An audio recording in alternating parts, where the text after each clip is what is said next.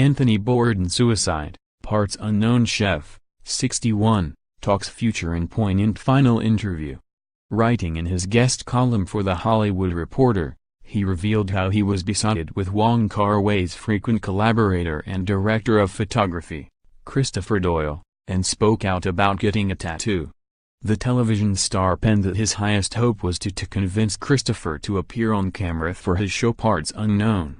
He said, "My highest hope was that someday, just maybe, we could convince the man, known locally by his Mandarin name, Duke Effin, to appear on camera, talk about the city he lived and worked in for 30 years, and tell us what he looked for when he looked at Hong Kong through his lens."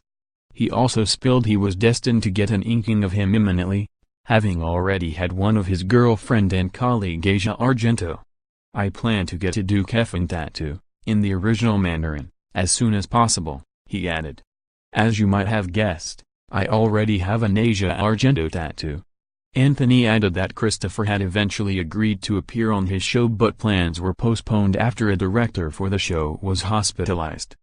Christopher later became the director of photography on the series. Last year, the culinary veteran revealed he had taken up jiu-jitsu to stay fit.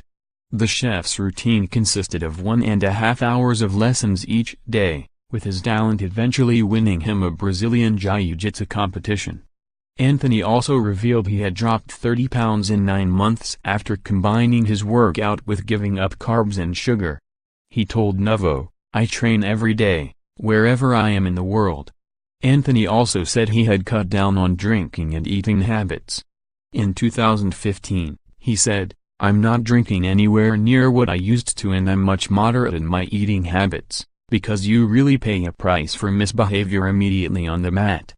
Earlier today, CNN, who first announced Anthony Bourdain's death, said he had died in an apparent suicide. The network said Anthony was found unresponsive at a hotel by his close friend Eric Reipert.